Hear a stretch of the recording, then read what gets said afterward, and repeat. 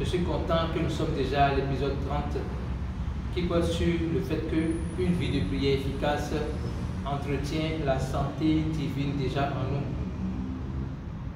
Alors, beaucoup vont se demander pourquoi chaque fois quand je veux enseigner, c'est sur la santé, c'est sur la santé. C'est vrai, on ne parlera pas de santé tout le temps. Il va arriver qu'on parlera d'autres choses par la grâce de Dieu.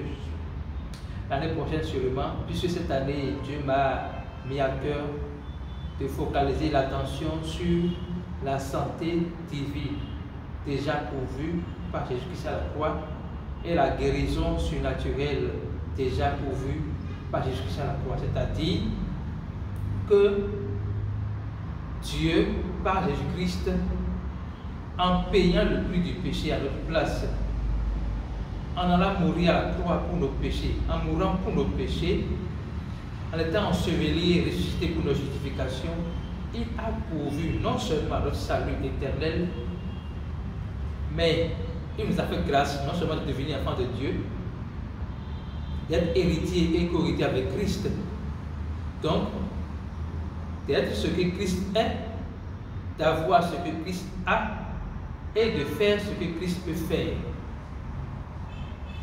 Alors, la racine de la santé, de la guérison en Christ se trouve dans le salut offert à l'humanité, dans la vie éternelle offerte à l'humanité. On pouvait lire dans Jean 3, verset 16 que Dieu a tant aimé le monde qu'il a donné son Fils unique Jésus-Christ afin que quiconque croit en lui ait la vie éternelle. Alors si vous croyez que Jésus est le Christ, si vous croyez que Jésus est mort pour vos péchés, enseveli et ressuscité, vous êtes sauvés maintenant et pour toujours. Et ça veut dire que vous possédez en vous la vie de Dieu, la santé de Dieu, la guérison de Dieu, maintenant et pour toujours. Ce n'est pas que vous allez posséder, mais vous possédez déjà cela. Et dans 1 Pierre 2,24, la parole fait savoir que lui qui a porté nos péchés en son corps sur la croix, parce que mort au péché, pour que mort au péché, nous vivions pour la justice, c'est par ces meurtrissures que nous avons été guéris. Et c'est une reprise d'une prophétie dans Isaïe qui fait savoir que il a été battu pour nos péchés. Le châtiment qui devait tomber sur nous, le châtiment qui nous donne la paix, est tombé sur lui. Donc Jésus-Christ a payé nos dettes, a payé le prix pour que nous ne puissions pas souffrir de quelque maladie que ce soit. Donc ça veut dire que le cœur de Dieu, c'est que tout croyant, tous ceux qui ont reçu Jésus-Christ par la foi, tous ceux qui ont reçu Jésus-Christ par la foi, puissent jouir d'une meilleure santé et d'une meilleure guérison. C'est déjà notre, c'est déjà pour nous. Ce n'est pas que ça sera pour nous, mais c'est déjà pour nous. C'est pour cela que Dieu m'a mis à cœur de prendre le temps d'en parler aussi souvent pour que les gens puissent comprendre que non, il n'y a pas de raison pour Dieu de ne pas vous guérir. La volonté de Dieu, c'est toujours vous guérir. C'est toujours vous donner la grâce d'être en bonne santé. Maintenant, nous avons la possibilité de bien entretenir cette santé que Dieu nous a donnée ou de ne pas l'entretenir. Mais ce que Dieu veut, c'est que nous puissions l'entretenir pour toujours le servir, pour glorifier son nom. Et aujourd'hui, nous allons aborder la question sur la vie de prière. Je voudrais noter, quand on parlait de semences, je voudrais faire une précision. Que vous semiez consciemment ou pas, vous semez. Seigneur, que vous décidez de semer ou pas, vous êtes en train de semer. Que vous en soyez conscient ou pas, tout ce que vous dites, tout ce à quoi vous pensez, tout ce que vous faites sont des semences. Tout ce que vous dites, tout ce à quoi vous pensez et tout ce que vous faites sont des semences. Et ces semences-là porteront du fruit. Alors dans le domaine de la santé, cela est valable. Si vous voulez être en bonne santé, jouir d'une meilleure guérison, Ne pas être la personne qui tombe tout le temps malade, mais la personne qui est tout le temps en bonne santé. Ça dépend de vos pensées, de vos paroles et de vos actions. Et c'est ce que nous allons essayer de voir dans cet épisode aujourd'hui. Aujourd'hui, je veux mettre l'accent sur la vie de prière. Jésus fait savoir qu'il est important pour nous de prier sans cesse, de prier sans cesse. Alors, je vais faire une nuance. Quand Jésus nous dit de prier sans cesse, ce n'est pas prier sans cesse pour avoir le salut. Ce n'est pas prier sans cesse pour avoir la vie éternelle. Non. La parole, l'apôtre Jean a été très clair sur ça dans 1 Jean 5, verset 16. Il fait savoir qu'il y a deux types de péchés. Le péché qui mène à la mort et le péché qui ne mène pas à la mort. Et il fait savoir de ne pas prier pour le péché qui mène à la mort.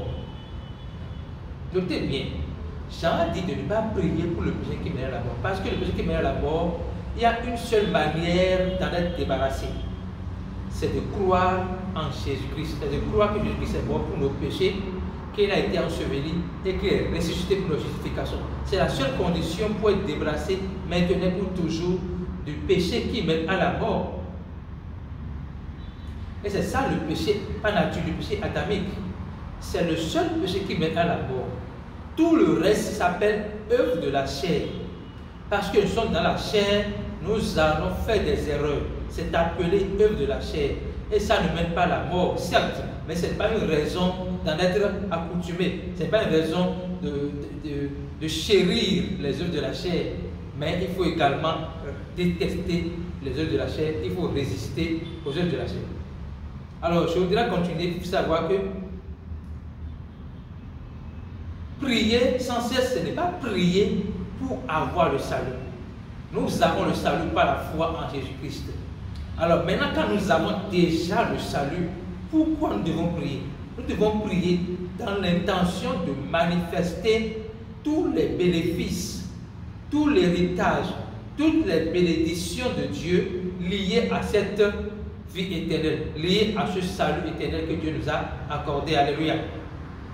Donc, ici, quand on parle de prier sans cesse, c'est manifester Christ sans cesse. Manifester Christ par nos pensées, par nos paroles et par nos actions sans cesse. C'est pour cela que moi je parle de vie de prière. Quand on parle de vie de prière, qu'est-ce qu'il faut comprendre?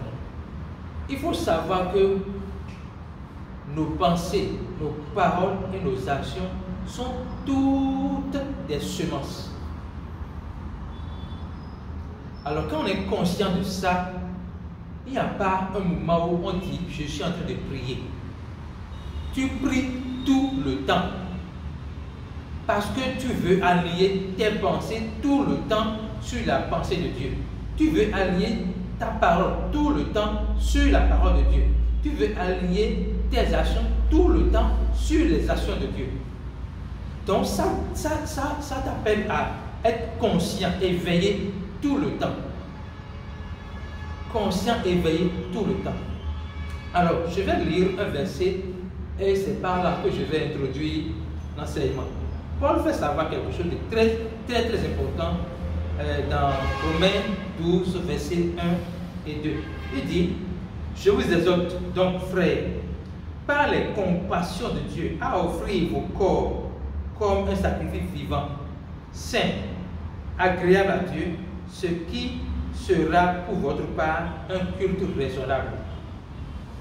Quand on parle d'offrir notre corps, vous devez comprendre quelque chose. Paul s'adresse ici aux croyants. D'accord? Maintenant, quand nous sommes croyants, qu'est-ce que nous devenons? Nous sommes devenus le temple du Saint-Esprit. C'est-à-dire que notre corps est le temple du Saint-Esprit. Cela exige de nous d'entretenir notre corps, d'offrir notre corps comme un sacrifice agréable à Dieu. Ça veut dire quoi? Ça veut dire qu'il faut nous dépouiller, nous débarrasser des œuvres de la chair qui nous conduit à mal nous comporter, à mal penser, à mal parler et à mal agir. Et cela a des incidences obligatoires sur notre santé. Alors quand Paul dit offrir offre ton corps comme un sacrifice agréable à Dieu. Et il insiste, cela est de votre part un culte raisonnable. Il est en train de dire, débarrassez-vous des œuvres de la chair. Débarrassez-vous des œuvres de la chair. La parole dit que l'affection de la chair, c'est la mort. Mais l'affection de l'esprit, c'est la vie et la paix. Alors, quand Paul dit, offrez votre corps, il est en train de dire, affectionnez l'esprit. Vivez par l'esprit. Ne vivez pas par la chair, mais par l'esprit. Parce que si vous vivez par la chair, vous tendez vers la mort. Ici, on parle de la mort physique. Vous tendez vers la mort et avant la mort, il y a les maladies. Donc, la parole nous demande de vivre par l'esprit et non par la chair. Et il insiste, lorsque nous vivons par l'esprit, nous avons la rassurance d'avoir la vie et la paix. Alors, si dans votre vie, vous n'avez pas la vie de Dieu et la paix de Dieu, notez que, quelle que soit la gloire que vous allez donner, ne vivez pas par l'esprit, mais vous vivez par la chair. Vous affectionnez la chair. Qu'est-ce qu'on veut dire quand on dit affectionner la chair? Cela est expliqué dans le verset 2. Il dit, ne vous conformez pas au siècle présent, mais soyez transformés par le renouvellement de l'intelligence, afin que vous discerniez quelle est la volonté de Dieu, ce qui est bon, agréable et parfait. Donc ici, on voit clairement que Paul nous exhorte à ne pas nous conformer au siècle présent. Donc quand on voit le siècle présent, on peut connaître clairement les œuvres de la chair. Les blagues, les plaisanteries, les systèmes de pensée, d'accord, qui semblent intelligents, qui semblent intellectuels, mais qui sont erronés sur le plan spirituel. Complètement erronés sur le plan spirituel. Donc, Paul nous demande, ne vous conformez pas au siècle présent. Donc, la première chose que le croyant doit faire pour mener une vie de prière efficace, c'est de se désolidariser de tout ce qui est habitude du monde. C'est-à-dire, passer par la porte étroite et non pas la porte large. Tout ce que les gens font, on a tendance à suivre la majorité. La majorité n'est pas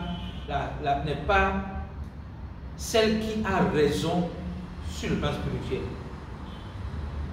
On dit passer par la porte étroite et non pas la porte large. Donc, dans le domaine spirituel, nous devons essayer de passer par la porte étroite. Ça veut dire quoi? Ne pas faire ce que tout le monde fait. Ne pas penser ce que tout le monde pense. Ne pas répéter ce que tout le monde répète. Elle est très simple. Vous savez, c'est lorsque tu auras 50 ans, enfin, tu sais que tu auras le diabète à 50 ans, à 40 ans, 30 ans, on souffre du diabète. Donc, il faut. Qu'est-ce que la personne fait là? Il est en train de semer dans votre âme le diabète. Et lorsque vous recevez cette vérité, ce mensonge comme vérité, vous devenez la proie du diabète.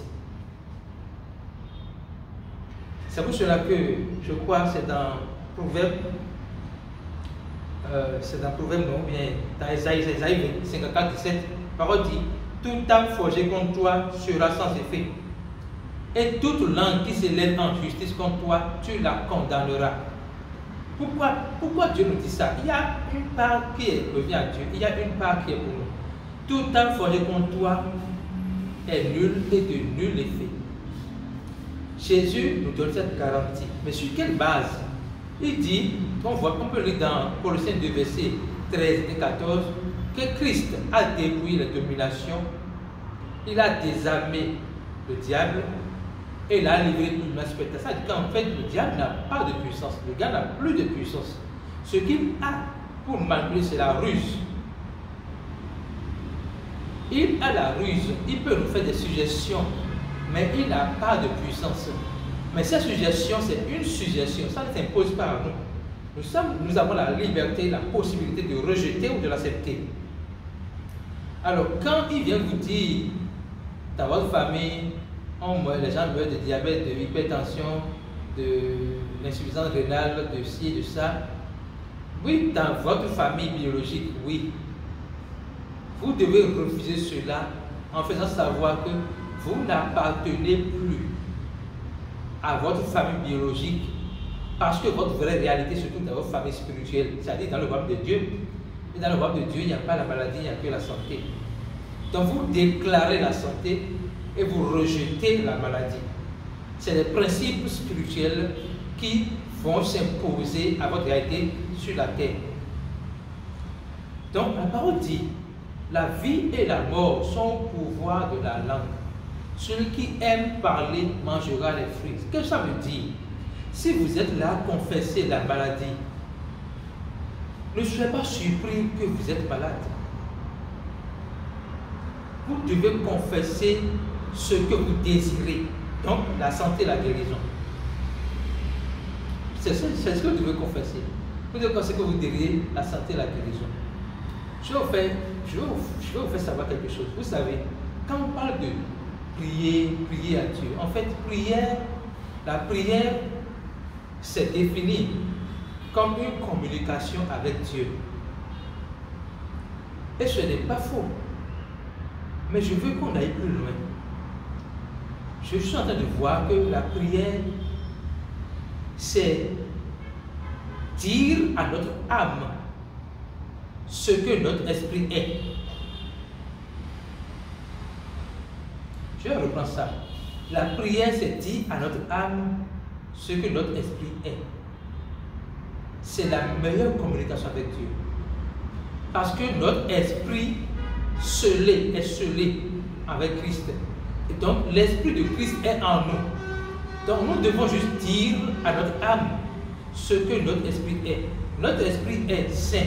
Notre esprit est en bonne santé. Nous devons déclarer à notre âme, tu es en bonne santé. Tu n'es pas malade. Non, non, non. Tu es en très bonne santé. Alors, quand on parle d'une vie de prière, c'est allier nos pensées, nos paroles et nos actions à notre réalité spirituelle et nous opposer à toute réalité de la terre. Dieu nous a rattachés, je pense que c'est 1 Pierre 1, verset 18, si je ne me trompe. Jésus nous a rachetés de la vaine manière de vivre héritée de nos parents. Ah, vous comprenez ça? Nous avons hérité une manière de vivre, c'est-à-dire une manière de penser, une manière de parler, une manière d'agir. Mais Jésus nous a rachetés de cette vaine manière, il dit vaine manière de vivre, héritée de vos parents. Vous devez savoir que nous sommes dans un nouvel héritage. Nous avons un nouvel héritage en Christ. Donc, si Jésus nous a dépouillés, nous a rachetés de notre vaine manière de vivre héritée de nos pères, il veut nous apprendre à vivre selon l'héritage que nous avons en Christ. Cela demande qu'on soit discipliné par nos pensées, nos paroles et nos actions. Lorsque vous allez arriver à aligner vos pensées, paroles et actions sur la parole de Dieu, ce n'est pas possible que la maladie vous attaque. Ce n'est pas possible. Alléluia. Alléluia. Ce n'est pas possible. Alors, je voudrais nous faire savoir que Dieu espère de nous une vie de prière efficace. Nous prions tout le temps. Nous devons être très éveillés. Vous savez, nous avons une identité. Quand nous sommes en Christ, notre identité, nous ne sommes plus pécheurs, nous sommes justifiés. Nous sommes sanctifiés. Nous sommes bénis. C'est notre réalité en Christ, c'est notre identité en Christ. Nous sommes en très bonne santé. Vous voyez, quand Jésus n'arrive pas à supporter de voir les gens malades, quand il voit, il les guérit. Donc nous sommes, Dieu désire que nous soyons en bonne santé. Nous devons déclarer la santé. Même si les réalités sont contraires à ce que nous croyons, nous devons déclarer la santé. Le juste vivra par la foi et non par la vue. Le juste vivra par l'esprit et non par la chair. C'est la même chose. Nous devons marcher par la foi et voir la vie de Dieu être authentiquement manifestée en nous. Est-ce que tout le temps malade n'est pas normal? Chérir la maladie, ce n'est pas normal. Aujourd'hui, il y a tellement de systèmes qui sont mis en place pour que nous puissions chérir la maladie. Non, non, non. Nous devons refuser avec beaucoup de colère la maladie. Jésus nous attend que nous marchions dans la santé divine, que nous soyons, oh là là. Jésus veut que nous puissions démontrer la vie de Christ sur la terre, ne serait-ce que par notre manière d'être toujours en bonne santé et en même temps d'amener des gens à être en bonne santé par le principe de la vie de prière qui s'appuie sur une bonne semence par la pensée, par la parole et par l'action. Alors Jésus pourra nous dire, quand il a fini de nous exhorter, de nous apprendre beaucoup de choses, il a dit, soyez parfaits comme votre Père Céleste est parfait. Alors quand il dit soyez parfaits, c'est soyez parfaits par vos pensées, par vos paroles et par vos actions. Ne vous maudissez pas. Moi, je suis malade. Non, ça n'a pas de sens. Vous n'êtes pas malade. Écoutez, il y a longtemps, j'ai pu dire à mon propre sujet, à moi-même, je suis fatigué. Il y a longtemps. Ça veut dire que je l'avais dit dans mon ignorance. Mais il y a longtemps, j'ai pu prononcer sur moi-même, je suis fatigué. Quand je sens la fatigue, ce qui est normal, ce qui est humain, je ne confesse pas je suis fatigué. Non. Mais je dis j'ai besoin de me reposer. J'ai besoin de renouveler mon énergie. Et je me repose. Après le repos, je sens que je suis en pleine forme. Mais je ne confesse pas la fatigue. Je confesse l'énergie de Dieu. Je déclare que je suis en pleine forme et que j'ai besoin de repos. Attention, ce n'est pas des jeux de mots. Ne dites pas, non, il est là, fait des jeux de mots. Ce n'est pas des jeux de mots. Ce n'est pas de l'amusement. Vous êtes ce que Christ est. Christ n'est pas malade. Vous n'êtes pas malade. Donc ne permettez pas à votre bouche de dire que vous êtes malade. Même si vous sentez la maladie dans votre corps. Dites, je suis en très bonne santé. Je suis guéri par les maîtrises de Jésus-Christ. Je verrai la guérison se manifester.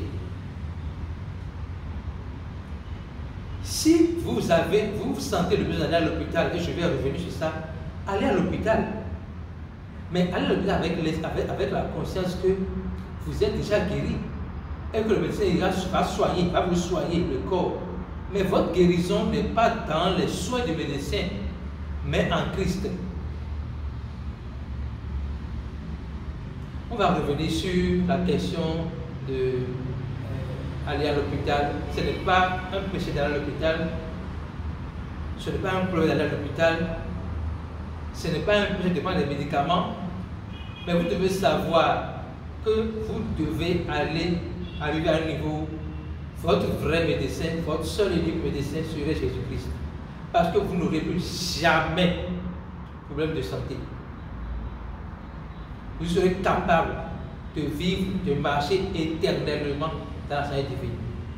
De compter 10 ans dans la vie, depuis que j'ai compris cela, plus de 10 ans, je ne me suis jamais tombé malade. Vous allez me dire, Vous pouvez expérimenter cela, c'est possible. Alors, pour finir, je voudrais nous lire un verset. C'est dans Ephésiens 6, verset 18. Il dit, la parole dit, faites en tout temps par l'Esprit toutes sortes de prières et de supplications. Veillez à cela avec une entière persévérance. Priez pour les saints. Excusez-moi. Faites en tout temps par l'Esprit toutes sortes de prières. Quand on dit faites en tout temps par l'Esprit, c'est que laissez l'Esprit de Dieu en vous prier. Alors, qu'est-ce que l'Esprit de Dieu en vous fait? Quand il prie, il dit à l'âme les réalités spirituelles. Et lorsque l'âme se soumet à l'Esprit, il forme la majorité, le corps est impacté positivement. Alors, notez bien, faites en tout temps par l'Esprit toutes sortes de prières et de supplications. Vous devez comprendre que quand on dit en tout temps, même en dormant, vous êtes en prière. Votre esprit est en prière. Lorsque vous êtes en réveil, vous êtes tout le temps en prière. Maintenant, je vais aborder un sujet qui va venir dans le prochain enseignement, c'est le parler en langue. L'une des clés d'une vie de prière efficace, c'est le parler en langue. Le parler en langue vous permet de dire exactement ce que Dieu veut que vous disiez. Le parler vous permet de dire exactement ce qui doit sortir de votre bouche à ce moment précis, dans le contexte précis. Et cela a des résultats extraordinaires. Alors, je voudrais prier le Père de vous accorder la grâce de mener une vie de prière efficace. Notez que la prière, ce n'est pas informer Dieu de ce qu'il sait déjà. Non. Ne dites pas à Dieu que vous êtes malade. Il le sait, il connaît, il sait. Mais dis à votre âme, Dieu m'a déjà guéri. Et je suis déjà guéri. Dis à votre âme, Dieu m'a déjà guéri et je suis déjà guéri. Lorsque votre âme va recevoir l'information, va se soumettre à l'information, vous allez voir la guérison se manifester.